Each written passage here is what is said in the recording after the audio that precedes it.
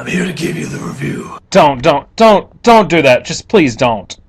The Dark Knight Rises. Not the review you deserve. Stop! Just, thank God! Okay, I'm not gonna do that.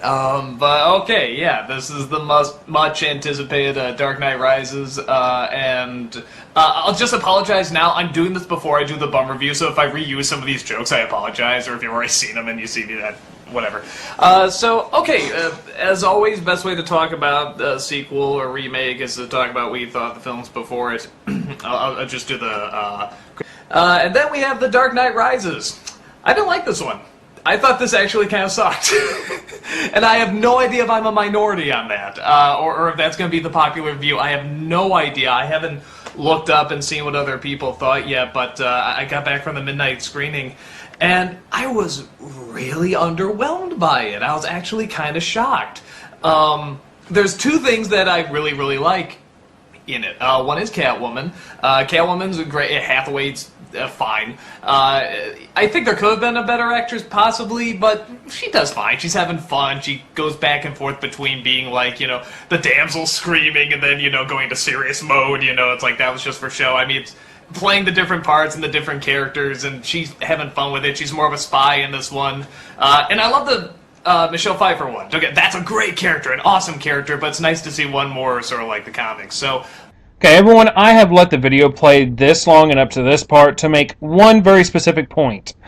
Doug is apparently not able to deliver a good speech off the cuff and unscripted. As someone who has started coaching others on public speaking, I can easily say that he needs to slow down before he loses his audience. He also needs to relax so his hands won't be more active than his actual speech. And he also needs to work on his thought progression to keep himself from using ahs, ums, and uhs so very, very, very freaking often. So now I'm going to be skipping to the juicy areas of this review. And he also happens to repeat himself and go off track a lot. Have you noticed that yourselves? Aside from that, what really sort of shocked me about this movie is that I couldn't give a crap what was going to happen. The last, half hour or whatever of the climax, the city fighting, everyone's running in, the bat plane is flying, tanks, explosions. I was looking at my watch. I was so bored. A city is in peril. Hundreds of thousands of people are about to die because of a nuclear bomb with a blast radius of 6 miles in total, and you couldn't care. That's pretty sad there, Doug. Very sad indeed. By this. And I think the reason for that is, one, they don't make the main character, they don't make Batman that interesting in this. They don't have him go through much of a dilemma. The other films did. This one, I mean, maybe he is, but they don't focus on it that much. At least not as much as they probably should. Not enough to get us, sort of like, wow, I feel what he's going through. We're going with him through this journey. So that's a problem. The movie spends the entire first act focusing on Bruce and his problems. They reveal more of his issues in the second act. Really, how much focus do you need? Were you needing another separate movie called Dark Knight Depression Falls to feel as if you knew the issues surrounding Bruce Wayne at this point? Two biggest problem is the motivation for the villains. This is pretty much the first film again, the exact same plan, except it made even less sense.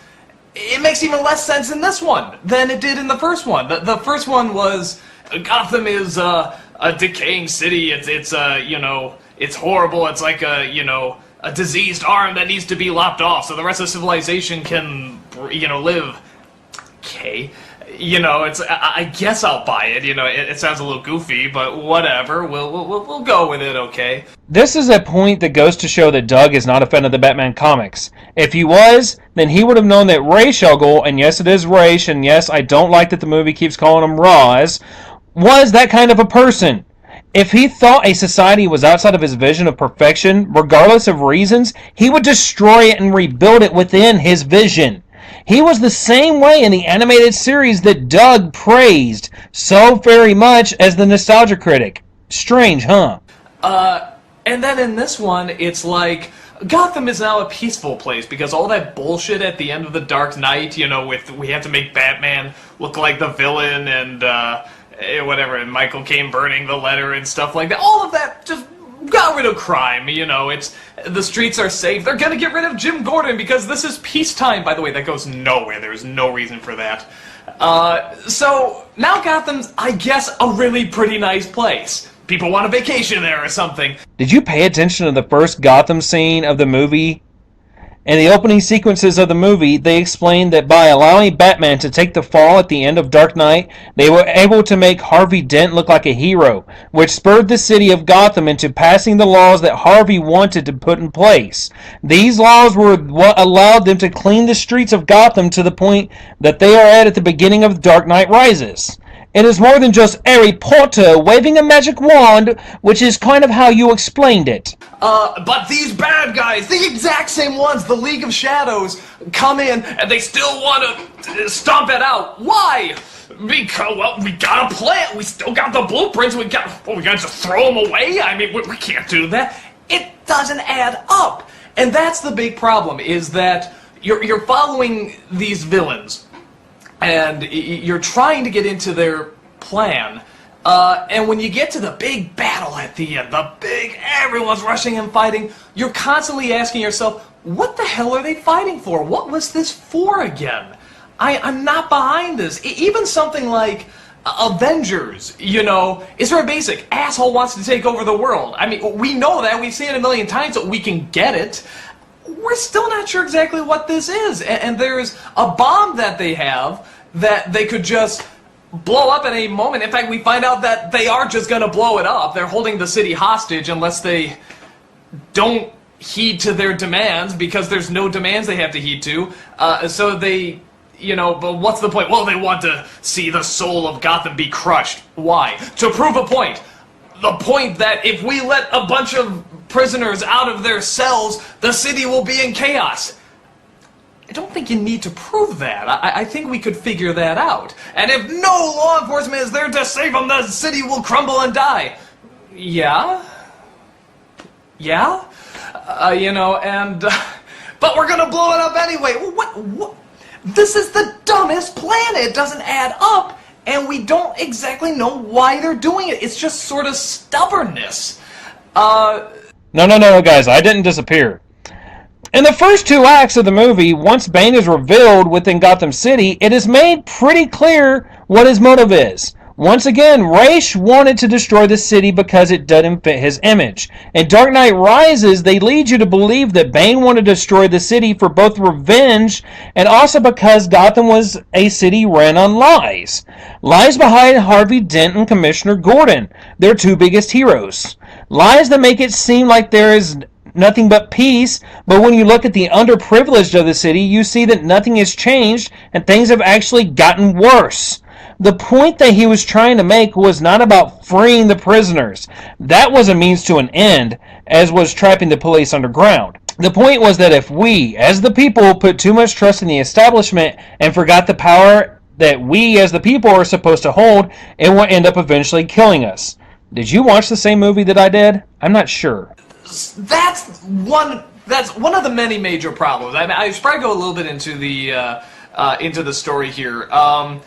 You know, it's a few years later after Dark Knight. Bruce Wayne is now like a cripple. Which did I miss something in the last one? Like he has a cane and he can, you know, just barely walk. When did that happen? I thought Batman was walking okay at the end of the first film, but he could ride the bike. Yes, because falling almost 2 stories from a building and spending a couple of years afterwards fighting nonstop couldn't possibly injure someone.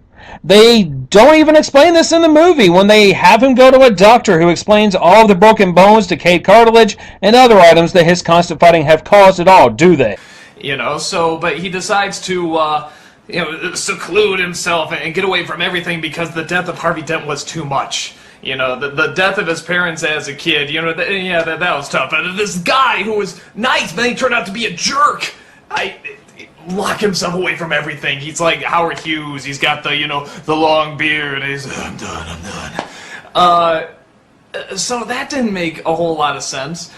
There are once again multiple factors given in the movie that shows, yet again, Doug, you paid no attention whatsoever to the movie. Factor number 1! He is having to live the life of a man who is charged with the death of Harvey Dent.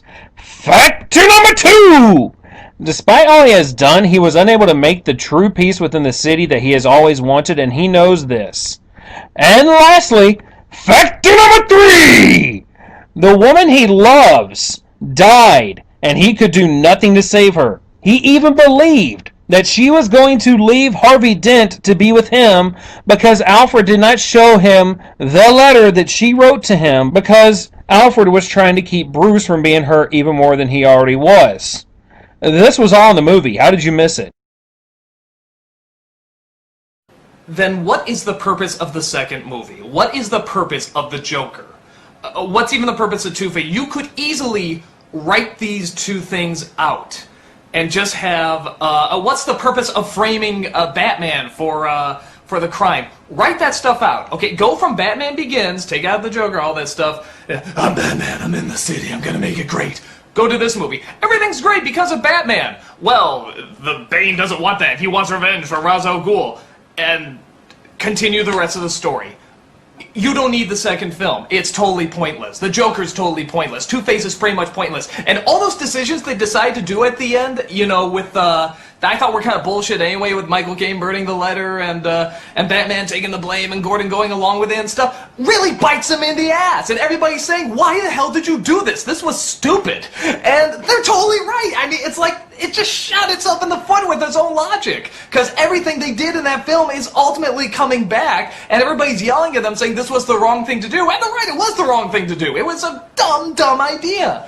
That was the whole purpose of the second movie, to show that the actions that they took would eventually fail. The second movie was nothing more than a plot build-up for the third, and makes the trilogy that much more cohesive in the long run.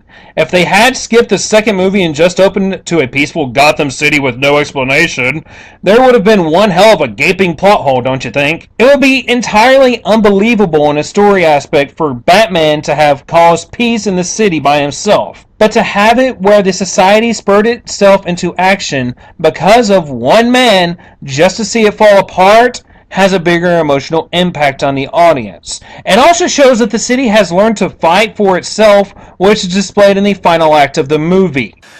So you have that going, but trying to bring it back to the villains in the first film, it doesn't add up, because then they're trying to make it look like this was all part of the plan, this was all part of the trilogy, when clearly it wasn't. You know, maybe you were going to do something with Heath Ledger that was going to bring it back into this, I don't know. Look at the production notes and you would see that they never planned for the Joker to be the villain in this movie. So they did write it this way intentionally. Dark Knight Returns. Just listen to the friggin' title. You're recycling the title. You know, I mean, Batman Begins to Dark Knight Returns. There's not much variation there. Did you learn anything from watching the Rambo movies? Anyway, so, okay, you have Dark Knight Rises. Unscripted videos are not your forte, are they, Doug? Twice you call it Dark Knight Returns, which is the title to the second Batman movie made by Tim Burton, Batman Returns. And on the third time, you finally get it right. What's going to happen on the seventh day? Are you going to rest? And what really bothers me is that from Batman Begins to Dark Knight, whether or not he did, you got the feeling that Christopher Nolan was sort of taking notes at what didn't work in Batman Begins. Like, the action scenes got so much better in Dark Knight. The villain got much more focus in The Dark Knight. You know, a lot of the problems, even though I like Batman Begins, a lot of the problems with Batman Begins were fixed in Dark Knight, with the exception of a few. And then you get to Dark Knight Rises, and it's like, he didn't... Maybe because everyone did praise it so much, but there were still problems with The Dark Knight. And one of them is that goddamn voice, and I swear to God, he's doing it on purpose now. He's making it sillier. They toned back the voice, and it is not as loud or extreme in this movie. Never mind the fact that you don't hear it that often. Alright, so that was really distracting. In Prometheus, that's weird me going to Prometheus. Hey! Something else that doesn't matter. Do you do this often when unscripted? Learn to train yourself to stay on subject, please. Skip! You know, but there are so many damn things in this movie where I'm like, what? Huh? What? For example, when they capture Catwoman, they put her in the, you know, the male prison center. what? And I'm sure they give a bullshit reason, but you know everyone's saying the same thing. That's a bullshit reason. Makes sense to me when you know the character of the Catwoman. They explain that the women's facility is a lower security prison, which is also a fact in real life when you look at women's prison facilities.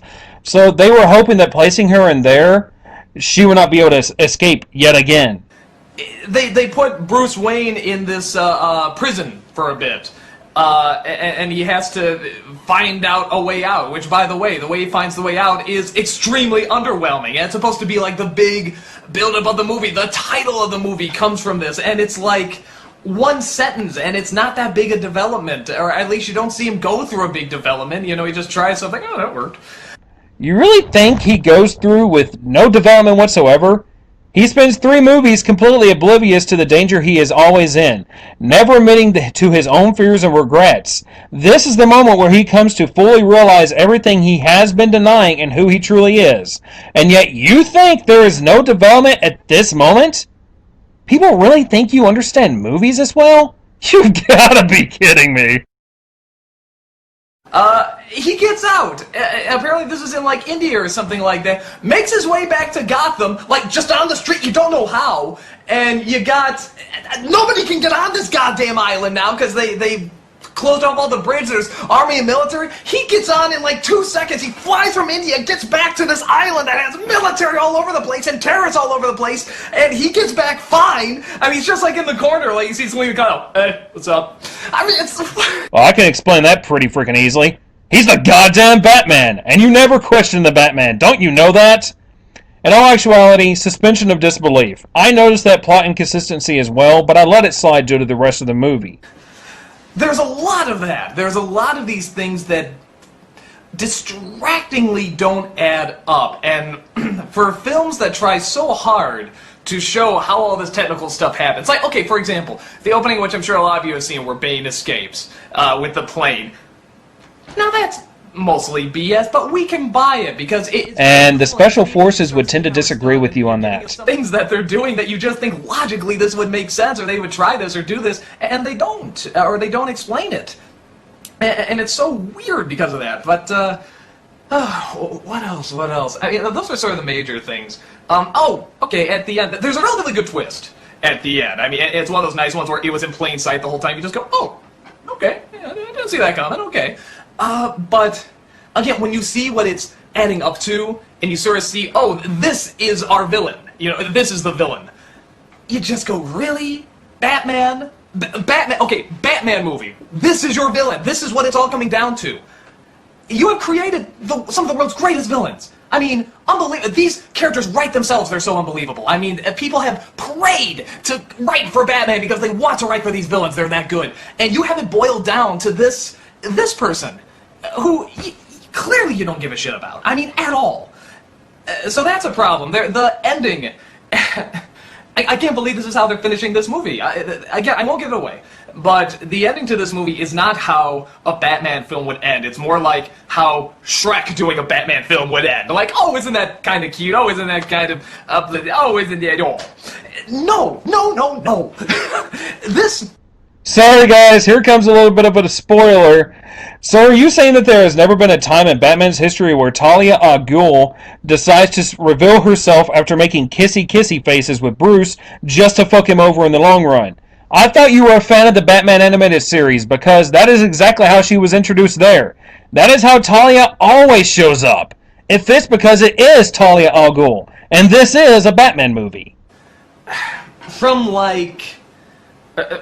the point where Bruce Wayne gets thrown in this prison on, it doesn't feel like Batman at all. I'm not sure what it feels like. I don't know if it's trying to do an Avengers thing where they're just flying around the city and they're trying to make it huge.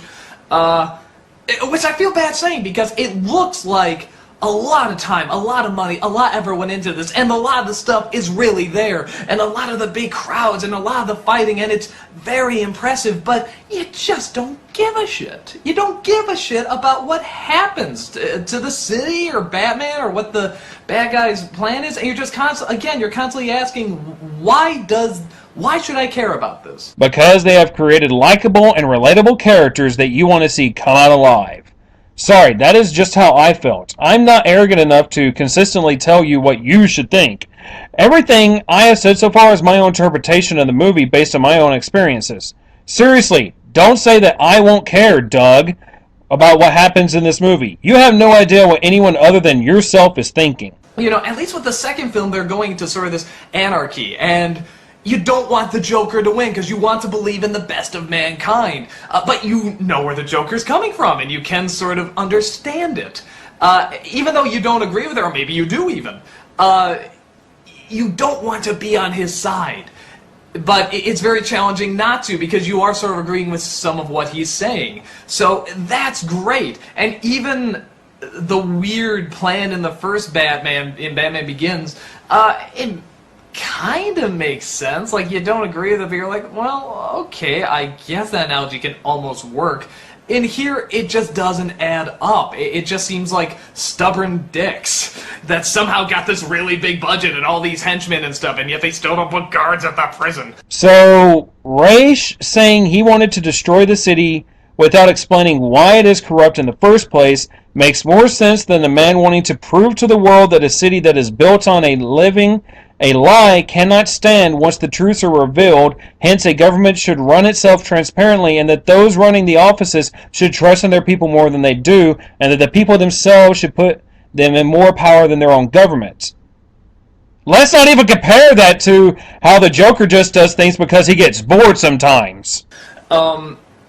So, and yeah, like I said, another big issue with it is that you don't really feel the hero's journey on this. You don't feel what he has to go through to, you know, achieve this greatness, and that chant, that dishy, pasta, whatever it's called, you know, is played throughout the whole thing. It means rise, rise, rise. So they're really building up this thing where the Dark Knight rises. He you know, comes back again, stuff like that. First of all, he comes back pretty quickly. You know, they're making it like, you know, he's gone for, you know, like halfway through the movie he comes back and everyone's gonna cheer. He comes back pretty fast. I mean, nothing really snap. You know, it's like, oh, I guess I should probably put the bad suit back on. Yeah, you know, I'll do it.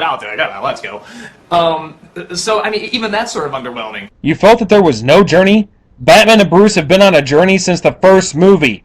The first movie, Batman Begins, was the birth and coming of age to the realization of what he must be to save the city, as shown in Dark Knight, then being dragged further into the dirt than he has ever been, back to rising again to where he should have been the whole time had his depression and emotions not gotten in the way. Nope, no journeys here whatsoever. He put the suit back on because there was a threat to the city that he felt needed the Batman to stop it. If Bruce had felt the police could have stopped it, then he wouldn't have worried about it. There was more than him just getting bored one day and deciding to put the suit back on because, well, fuck it, he can. What else? There's so many. I mean, this is one of those things where I could just go through the movie and just do, like, bullet points. Like, what I don't like about it and what doesn't work for me. So I guess maybe I'm a little harsh just, you know, saying like, oh, it sucks. I don't think it sucks. I mean, because there's some good stuff in it. Then why did you just explicitly state at the beginning of this video that it sucks? I thought this actually kind of sucked. Doug, skip to scripts next time. You sound less like an idiot when you use one. I really need to address. And this sort of goes along with the ending too. Okay, so you have this this woman who's gonna sort of financer is going to take over Wayne Enterprises and stuff like that, and whatever, she's sort of, you know, against Wayne because he becomes a recluse, he's not keeping track of his money, which again, you sort of go, yeah, what a dick. You know, yeah, he's throwing money and stuff, but he's not keeping track of me, he's like, oh, leave me alone. But okay, he gets his act together, and he tells her about this machine that I guess he sort of invented in his spare time, or you know, there's probably a story to it. You know, but it was just explained so fast. But can also be used as a weapon, of course, that's why he wants to keep it secret. So he sort of shows her this, and, you know, they're trying to get the company back together and stuff like that, and then all of a sudden they're fucking. It's, what the hell happened? There was no chemistry at all! Once he finally comes out of his oppression, they start showing a huge sexual tension and a meeting of thoughts between these two from that moment forward. So they were building to this event in the movie the entire time. So we're now skipping forward yet again. I think the only other thing I'll talk about before I say who probably like it, who wouldn't, is, it really is, sadly, you know, sort of an example of when there's too much story and not enough character. Some of them are good. Catwoman's a good character, Bane's a good character, but, like, the first half hour of this movie is just exposition. Well, what happened here? Well, this and this and that and that. Well, who's that? Well, that's him and her and blah, blah, blah. Well, where's this going? Well, that's going to here and there and blah, blah, blah. I mean, and a lot of it's really forced. I mean, just like, you know, just shoving this shit in your face and just talk. We're doing this, we're doing this, we're doing this, we're doing this. That's that person, that's this person, what's this thing? Well, this is that. And it does not flow. You're constantly where you're hearing exposition. And they're not introducing much character, again, with the exception of Bane and Catwoman. Would you happen to prefer them to make a text segue and description to what happened over 8 years? In all honesty, and in my humble opinion, they handled the opening to the movie in a way that flowed and can get the audience back into the story and up to speed in a painless and unconfusing way. And now we're going to skip past this part as well, because he just continues talking about this. And that sort of follows it through. And like I said, when you get to the hero's quote-unquote journey in the middle, in the prison, you don't feel like he's going through hell. You don't feel like... He is laying on a cot in a prison with a broken back, watching Gotham, the city he loves and has sworn to protect, burn. He has lost the woman he loves and the man who has taken care of him in his entire life, that he trusts with everything, has abandoned him. He has lost all of his money and his status. He has lost literally everything. And you call that not being a living hell? What the fuck do you call hell then? He's really, you know, that he's risen. He is, you know, he's rise, you know, as they keep chanting. By the way, they chant this thing about 1 million times a day, only on like, whatever, day 10? Does he ask, what does that mean? Really? You never...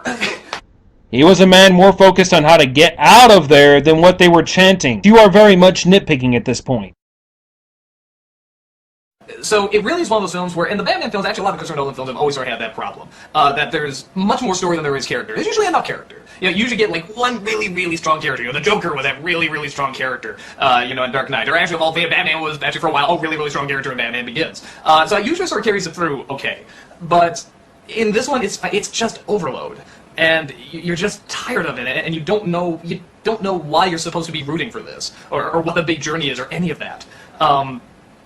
So that's pretty much, those are my issues with the movie. And there are some good stuff, there are some good effects, and I do like Catwoman, I do like Bane, but everything else I just couldn't get into it all. So it's like, okay, who would like this film? My guess is that people, it's gonna sound weird, people who like Prometheus would probably like a film like this, someone that wants something really basic. Didn't you just spend 5 minutes or more explaining how this movie had too much story and yet not enough development to it? And now you're going to say that The Dark Knight Rises is nothing more than a basic action movie, and those have absolutely no story or development whatsoever? Do you even listen to yourself? You know, or just want some basic action. You might be a little bored by it at times because it is extremely long, but you can sort of follow, and you can follow it enough. You know, again, sort of almost near the third act, there's a lot of, well, how are we going to get the cops out? Well, we're going to do this. Well, how are we going to do this? We're going to do that. More of that exposition stuff that you're just, oh, come on, God. And I think people who, you know, are getting themselves hyped up to see this, and just they want to see Catwoman, they want to see Bane, they want to see people punching people and explosions and stuff, and that's sort of all they need. They don't need too much else, because it's not like there's nothing to this movie. You know, they give little drops of, you know, something to kind of cling on to.